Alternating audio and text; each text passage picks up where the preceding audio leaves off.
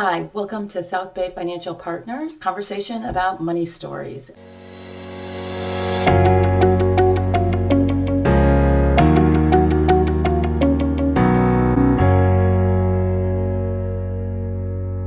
Money Scripts was designed by Dr. Brad Klontz. He did a bunch of research on the stories that people have in their heads and how that impacts their wealth. And he discovered that the stories in your head will directly impact how wealthy you are, how poor you are, if you're in debt, if you struggle to get out of debt. So we'll spend a little bit of time here talking about money stories, where they came from, how you live with them, and how you can move forward. So let's start with what money stories are and where they came from. Most of the time, money stories come from your environment. And that could be family stories that are passed down generation to generation, or cultural money stories. There's, money stories in the United States. There's Irish money stories. There are Asian money stories, usually based on the experience that family or that culture had as they went through the decades, the centuries, dealing with the environment around them. And different people react to those experiences differently. Within families, I'm an Irish descent. I'm actually a quarter Irish. I'm a mutt. And the Irish came over, during the potato famine. So if you can imagine a family living in their home country, they don't have any work, there's no food, people are starving, they choose to cross the ocean and take a very risky trip to get to the United States, settle here, and then have to make a whole new life for themselves, where they are, foreigners and excluded and discriminated against and all of that. And they learned that you have to work hard, you have to save money, and you have to invest for your future and for your family. So that's the immigrant story that actually the United States is full of, because most everybody here, except for Native Americans, are immigrants. And so there was something that happened back home that caused them to come here to find opportunity. So there's a bunch of money scripts within the United States that are sort of similar but different. But then within a family, there can also be money stories that get passed down. And a lot of times that's because of divorce or hardship, or you had a great job and then you lost that job, so you went from being very wealthy to being very poor, or you went from being very poor to being very rich. And so those experiences will influence the way that people in that family think, and those stories then get permeated from generation to generation.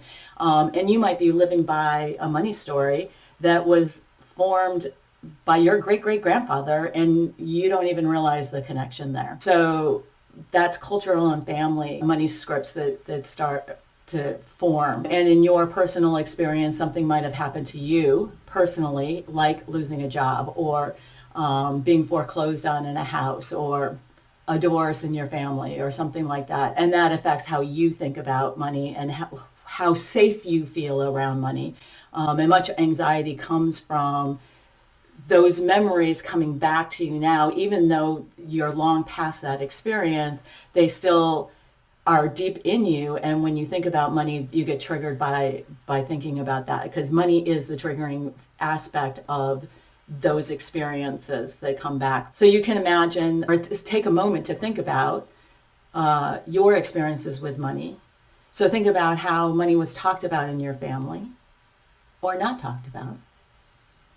Was there a rich neighbor or a relative, and how were they talked about? How was a poor person talked about? So all of these conversations that happen just casually and without thought in your life form money scripts in your head. And it could be your family, it could be your friends. But it's always your environment and the input that you get. The people that you hang around with are the people who are going to influence your money stories. So let's talk about some of the money stories that have been defined by Dr. Klontz. And he's found that 3 money stories tend to hold you back from being the most successful that you can be financially, and 1 money story usually makes you more financially successful. And note that money accumulation is only one piece of financial well-being. So these stories can help you with financial well-being as well as financial accumulation or lack thereof. So think about that as you go forward. So the first money story is money avoidant, and this is the story that I struggle with all the time. And it's the story that rich people are greedy, that there's virtue in being poor, that some people are embarrassed because they have riches, that somehow they have it in their head that rich people are greedy or manipulative or corrupt. And therefore, if I have money, that I will be too. So they might be rich and be ashamed and embarrassed and be giving away money, and they can do that either by donating it or giving, lavish gifts. Buying dinner for everybody at a dinner table when there's no reason for you to be the one that does that. It can also be that you work in a job where you get underpaid and you don't ask to get paid, or you could be a freelancer and not asking to be paid what the going market rate is. All of those are money avoidant characteristics, and we'll go back to the money stories that you were just told about rich people and or about poor people. There's also money worship.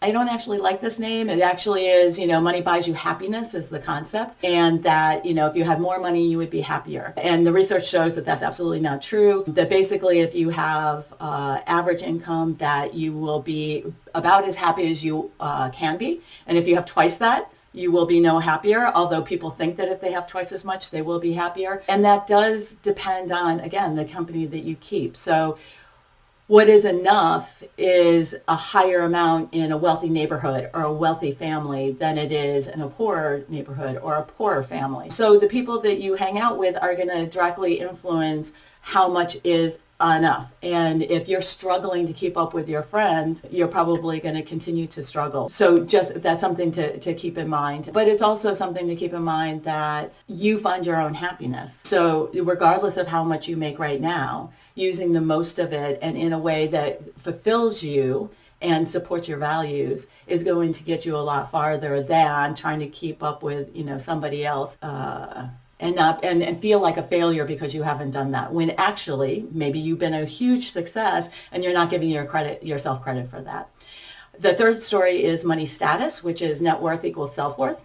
Unfortunately, that is a cultural story that we talk about in the United States. And I always like to say, are the Kardashians really self-worth more than Mother Teresa?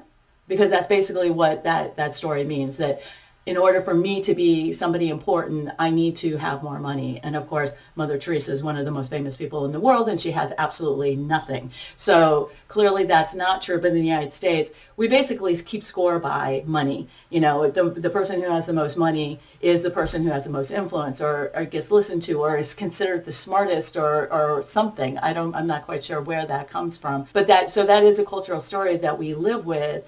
But know that it can also cause anxiety if you buy into that story. And if you realize what your self-worth is, which everybody does have an inherent self-worth, in my opinion, and that it's not just about the money. It's about how you live your life, how you treat your family, how you treat your community. And if you can see the value in the non-monetary part of who you are, then you can find a balance here in the money status area. And then the final story is money vigilant, which is considered the healthiest story. And it's basically tracking and monitoring, spending less than you make and making a fair amount. The value of what your work is, you get paid for, and you don't feel guilty about it. Well, you might feel guilty about it because you might have money avoidant and money vigilant, but that you tend not to exaggerate your wealth. You tend to understate what you make. And money vigilant can go into a extreme that is, Scrooge is a perfect example of money vigilant gone awry, where he's counting every penny and he doesn't spend anything and basically causes himself anxiety to spend even a penny. And there's many people like this. I find the great generation tends to have these money stories where they have to count every penny, and every dollar that they spend causes them anxiety to spend that money, and they just want the cheapest price, and they don't want to spend more than they have to or do anything that they don't have to. And that comes out of that scarcity that they had back towards the Depression, where they didn't have enough, and that they really did have to watch every single penny, or they might not have enough to put food on the table. And this is a perfect example of a money story that made sense at the time that it was created, but it was carried forward into a time of abundance, and it wasn't like it was clung on to too hard. And this is where it's a really nice gift to yourself to figure out what your money stories are, and are they holding you back, or are they pushing you forward? Are they making you more financially secure? But also, even if you have abundance as far as having money, you have enough money, you might still have anxiety, guilt, shame because you have that money. So you're not really living life fully. You might be depressed or ashamed or embarrassed or something like that, have anxiety around money, when you really have no reason to be, but you have these scripts in your head that are just being repeated and repeated. And a lot of getting over that is to acknowledge, to recognize you have it, define it, and then take a little deeper dive into it. So I hope you learned a little bit about money scripts and money stories in this video. And if you have any comments, please write comments below or ask questions. We're here to help, and we appreciate that you came and listened to the stories.